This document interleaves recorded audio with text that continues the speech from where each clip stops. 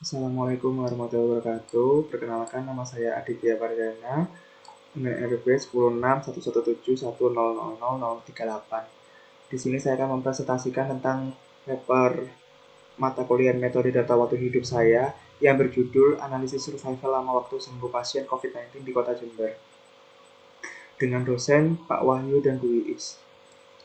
Untuk pendahuluan, untuk di awal ada pendahuluan metodologi dan penelitian, analisis pembahasan dan kesimpulan. Selanjutnya adalah pendahuluan. Dari penularan COVID-19 adalah dengan menerapkan perilaku hidup bersih, menghindari tempat-tempat yang memiliki mobilitas tinggi, melakukan physical distancing atau menjaga jarak, di mana semua itu adalah salah satu untuk mencegah penularan COVID-19. COVID-19 merupakan singkatan dari Coronavirus Disease 2019, adalah penyakit jenis baru yang disebabkan oleh virus Severe Acute Respiratory Syndrome Coronavirus 2 atau SARS-CoV-2 yang menyerang saluran pernafasan. Kota Jember adalah salah satu kota administratif yang terletak di Provinsi Jawa Timur yang memiliki luas wilayah sebesar 3.375 km persegi, dan sampai saat ini Kota Jember sudah terdata 7.838 warga yang terkonfirmasi terpapar COVID-19 dengan 386 kasus aktif dan 6.898 warga yang terdata sembuh dan 554 warga yang terdata meninggal akibat virus ini. Pada penelitian ini membahas tentang rata-rata dan faktor dari lama waktu sembuh pasien COVID-19 di Kota Jember, dan data yang digunakan adalah data primer yang diperoleh melalui survei secara online terhadap 30 pasien yang telah sembuh dari paparan virus COVID-19 di Kota Jember. Data tersebut dianalisis menggunakan uji regresi Cox Proportional Hazard. Berikut adalah metodologi dan penelitian. Yang pertama adalah sumber data. Sumber data yang digunakan dalam penelitian ini adalah data primer. Data primer didapatkan dari survei online menggunakan Google Form kepada masyarakat Kota Jember pada tanggal 5 Juli 2021.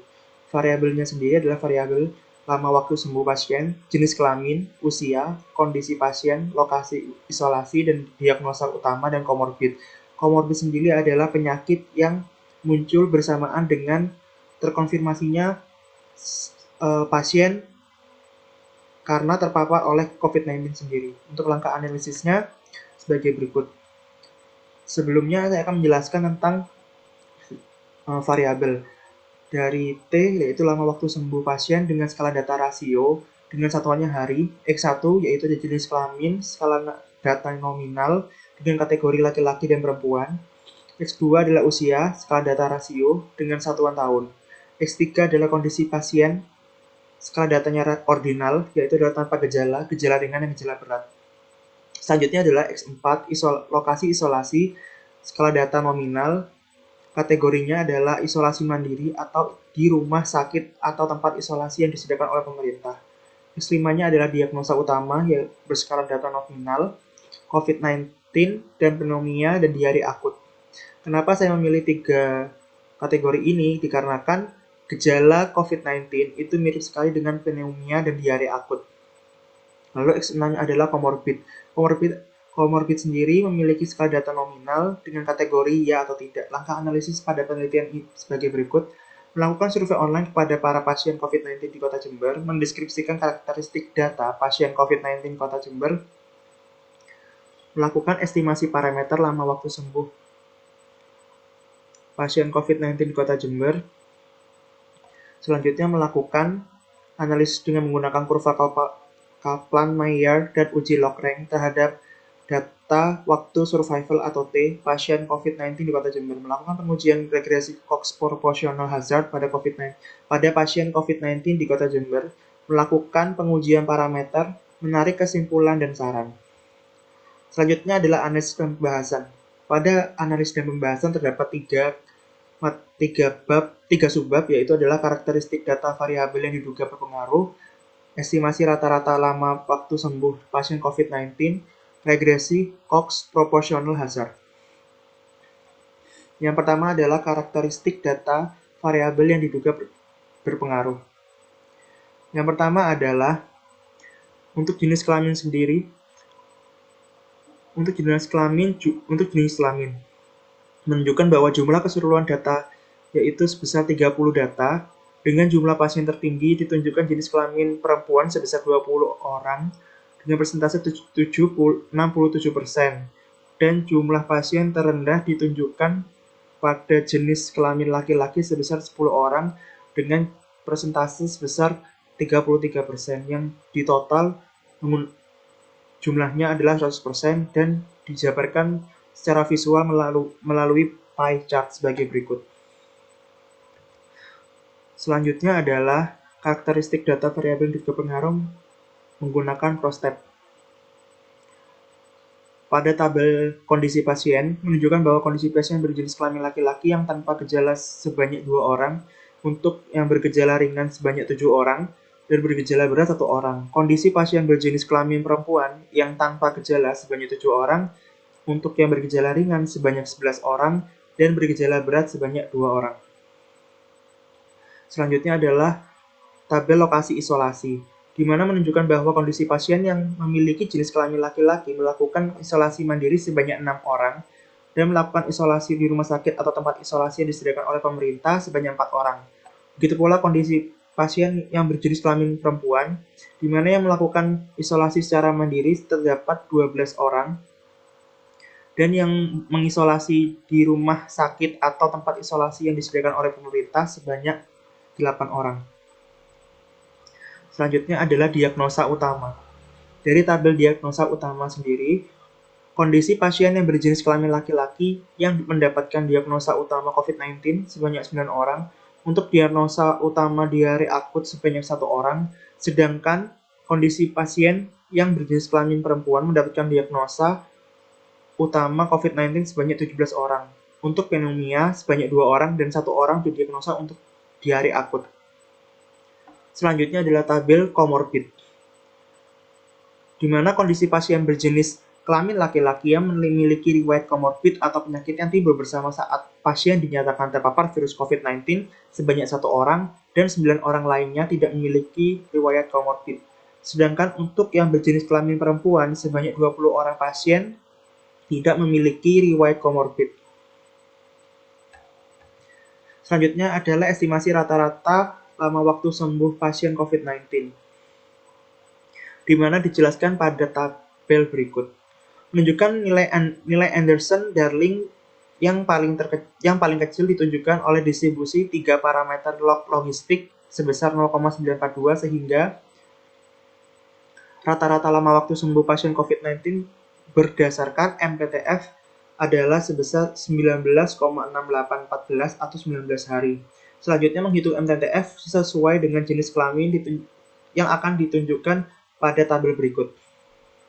Pada tabel jenis kelamin menunjukkan bahwa distribusi yang terpilih adalah 3 parameter log logistik karena Anderson-Darling yang digunakan yaitu nilai terkecil.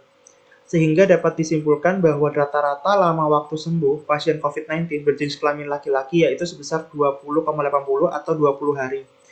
Dan yang berjenis kelamin perempuan sebesar 20 hari juga. Selanjutnya adalah tabel MTTF berdasarkan kondisi pasien. Menunjukkan bahwa rata-rata lama waktu sembuh pasien COVID-19 dengan kondisi tanpa gejala sebesar 21,08 atau 21 hari, sedangkan kondisi gejala ringan 18,19 atau 18 hari, dan untuk kondisi gejala berat yaitu sebesar 21,63 atau 22 hari. Lalu selanjutnya adalah tabel MTTF berdasarkan lokasi isolasi. Menunjukkan bahwa rata-rata lama waktu sembuh pasien COVID-19 yang melakukan isolasi mandiri sebesar 15,71 atau 16 hari. Pasien melakukan isolasi di rumah sakit atau tempat isolasi yang disediakan oleh pemerintah yaitu sebesar 24 hari. Lalu selanjutnya adalah tabel MTTF berdasarkan diagnosa utama. Menunjukkan bahwa kategori yang digunakan hanya COVID-19, sementara pneumonia dan diare akut tidak digunakan karena hanya memiliki 2 data, sehingga dapat disimpulkan bahwa rata-rata lama waktu sembuh pasien dengan diagnosa COVID-19 sebesar 18,6559 atau 19 hari. Selanjutnya adalah tabel MTTF berdasarkan komorbid menunjukkan bahwa kategori yang digunakan pada opsi tidak memiliki riwayat komorbid, sementara yang memiliki riwayat komorbid tidak dapat digunakan karena hanya memiliki satu data. Sehingga dapat disimpulkan bahwa rata-rata lama waktu sembuh pasien yang tidak memiliki riwayat komorbid yaitu sebesar 19,8847 atau 20 hari. Selanjutnya adalah regresi Cox Proportional Hazard. Yang pertama adalah analisis Kaplan-Meier dan uji log-rank lama waktu pasien COVID-19. Yang pertama adalah penjabaran secara visual menggunakan kurva Kaplan-Meier lama waktu sembuh dengan jenis kelamin. Menunjukkan bahwa kurva antara pasien laki-laki dan pasien perempuan memiliki perbedaan, sehingga pasien yang berjenis kelamin laki-laki memiliki lama waktu sembuh lebih cepat dibandingkan dengan lama waktu sembuh pasien perempuan. Karena pada grafik, kurva pasien jenis kelamin laki-laki berada di bawah kurva pasien jenis kelamin perempuan, yang artinya kelompok pasien laki-laki memiliki peluang sembuh lebih besar dibandingkan perempuan.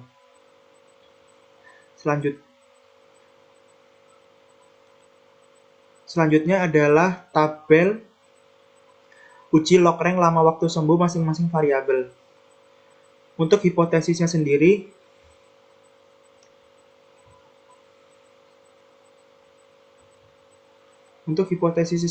adalah H0 tidak ada perbedaan lama waktu sembuh dengan masing-masing variabel yang diduga berpengaruh.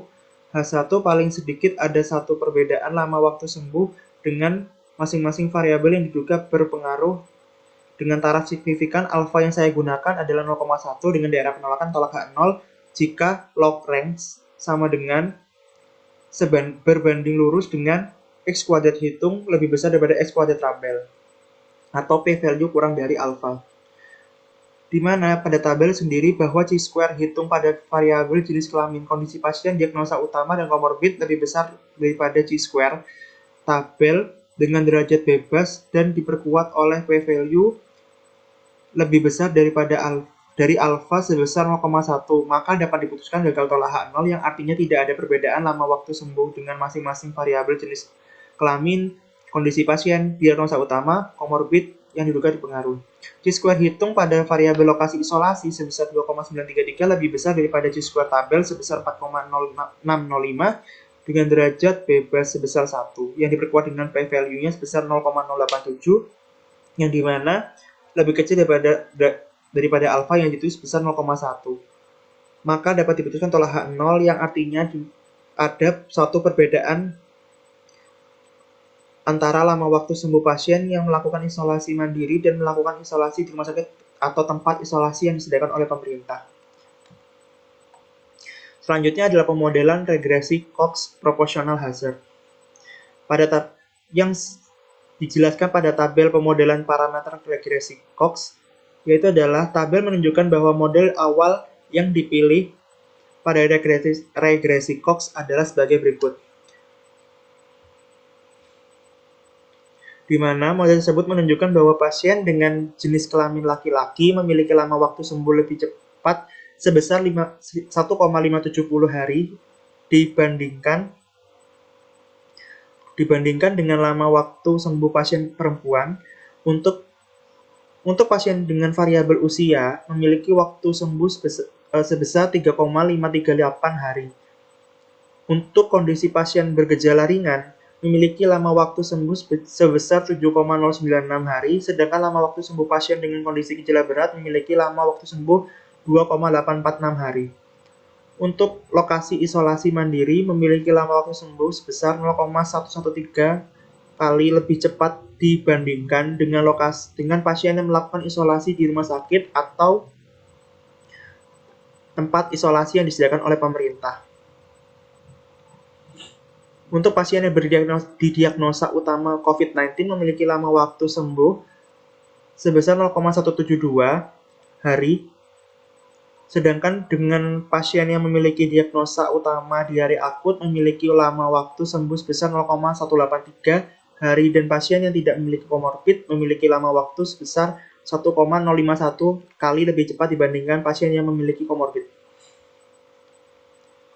Selanjutnya adalah uji signifikansi parameter. Langkah pertama adalah uji serentak, di mana hipotesis yaitu adalah H0 yang dimana beta 1 sama dengan beta 2 sama dengan beta 3 sama dengan beta 4 sama dengan beta 5 sama dengan beta 6 sama dengan 0. Di mana H1 minimal ada 1 beta J tidak sama dengan 0, di mana J adalah 1, 2, 3, 4, 5, dan 6.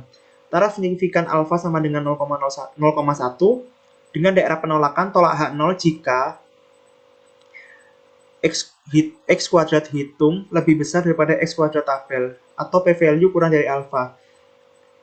Dan dijelaskan pada tabel menunjukkan bahwa nilai X kuadrat hitung sebesar 8,076 lebih kecil dibandingkan X kuadrat tabel sebesar 13,362 dan diperkuat dengan p-value 0,426 lebih dari taraf signifikan sebesar 0,1. Maka dapat diputuskan gagal tolak H0 yang artinya tidak signifikan terhadap lama waktu sembuh pasien COVID-19, tapi diasumsikan bahwa tolak H0 yang artinya minimal ada satu variabel prediktor yang berpengaruh terhadap lama waktu sembuh pasien COVID-19. Oleh karena itu dilanjutkan pada pengujian secara parsial untuk mengetahui variabel mana yang berpengaruh. Selanjutnya adalah pengujian secara parsial, di mana hipotesis yang dimiliki adalah beta J sama dengan 0, yaitu adalah variabel ke J tidak berpengaruh signifikan terhadap variabel respon.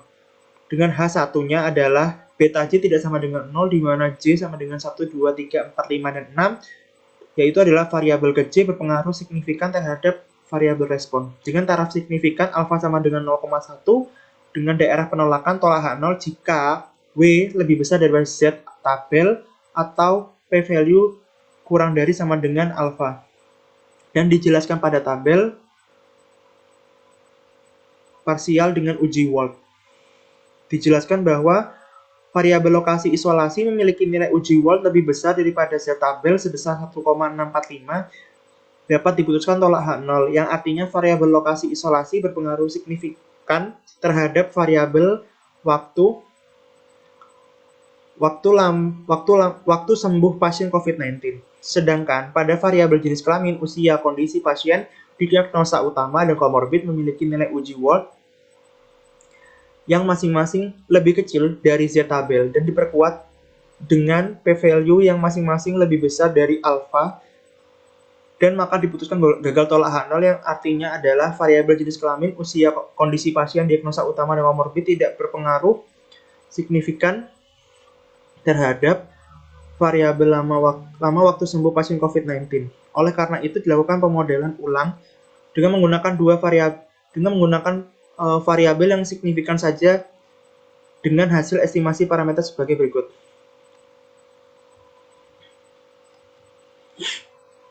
Dengan hipotesis yang dimiliki adalah beta 4 sama dengan 0, yaitu adalah variabel ke J atau variabel keempat tidak berpengaruh signifikan terhadap variabel respon. Dengan H1 yang dimiliki adalah minimal ada 1 beta J atau beta 4 tidak sama dengan 0, di mana J adalah sama dengan 4. Dengan taraf signifikan sama dengan 0,1, di mana daerah penolakan tolak H0 jika X kuadrat hitung lebih besar daripada X kuadrat tabel atau p-value kurang dari alfa. Dengan yang dijelaskan pada tabel pengujian secara serentak, yaitu adalah menunjukkan bahwa X kuadrat hitung sebesar 2,710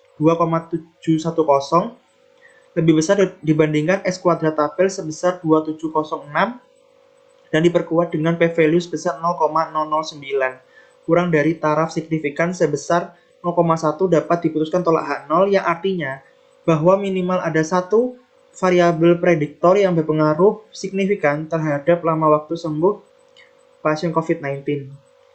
Oleh karena itu, dilanjutkan pada pengujian secara parsial untuk mengetahui variabel mana yang berpengaruh. Dengan hipotesis sebagai berikut. Beta J sama dengan 0, dengan beta 1 adalah minimal ada 1 beta J tidak sama dengan 0, di mana J sama dengan 4, variabel ke J berpengaruh signifikan terhadap variabel respon. Di mana dengan taraf signifikan alfa sama dengan 0,1, daerah penolakan tolak H0 jika W lebih besar daripada Z alfa per 2 atau p-value kurang dari sama dengan alfa. Dijelaskan pada tabel pengujian secara parsial, yaitu adalah bahwa pada variabel jenis kelamin dan kondisi pasien memiliki nilai p-value sebesar 0,1 sama dengan nilai alfa sebesar 0,1. Dapat diputuskan tolak H0 yang berarti variabel lokasi isolasi berpengaruh signifikan terhadap variabel lama waktu sembuh pasien COVID-19, sehingga model yang terbentuk pada regresi Cox adalah sebagai berikut. HT sama dengan H0T eksponensial dari 0,575 x 4. Dengan pasien isolasi mandiri yaitu adalah sebesar H0T 1,563 dan pasien isolasi di rumah sakit atau tempat isolasi yang disediakan oleh pemerintah adalah H0T 3,126. Dengan kesimpulan adalah jumlah pasien berjenis kelamin perempuan lebih banyak dibandingkan berjenis kelamin laki-laki. Kondisi pasien dengan gejala ringan memiliki jumlah lebih banyak dibandingkan dengan pasien tanpa gejala dan gejala berat. Jumlah pasien yang melakukan isolasi mandiri lebih tinggi dibandingkan jumlah pasien yang melakukan isolasi di rumah sakit atau tempat isolasi yang disediakan pemerintah. Jumlah pasien yang didiagnosa COVID-19 lebih banyak dibandingkan dengan yang didiagnosa pneumonia dan diare akut. Dan pasien yang tidak memiliki riwayat penyakit memiliki jumlah paling besar dibandingkan pasien yang memiliki riwayat penyakit atau dengan kata lain komorbid. Lalu selanjutnya adalah rata-rata lama waktu sembuh pasien COVID-19 berdasarkan MTTF adalah sebesar 19,6814 atau 19 hari dengan standar deviasi sebesar 0,942. Rata-rata lama waktu sembuh pasien COVID-19 berdasarkan MTTF berdasarkan jenis kelamin adalah 20 hari. Lalu yang terakhir adalah kesimpulannya adalah berdasarkan model yang dipilih variabel berpengaruh terhadap lama waktu sembuh pasien COVID-19 adalah variabel lokasi isolasi dengan model regresi Cox yang terbentuk adalah HT sama dengan H0T eksponensial dari 0,575 dari variabel S4 yaitu adalah lokasi isolasi. Selanjutnya adalah saran yang dapat diberikan untuk pemerintah Kota Jember adalah pemerintah dapat mengetahui rata-rata lama waktu sembuh pasien dan faktor-faktor apa saja yang mempengaruhi lama sembuh pasien tersebut sehingga dalam penanganan agar lebih maksimal. Terima kasih. Sekian presentasi dari saya Aditya Bradana. Terima kasih atas perhatiannya. Wassalamualaikum warahmatullahi wabarakatuh.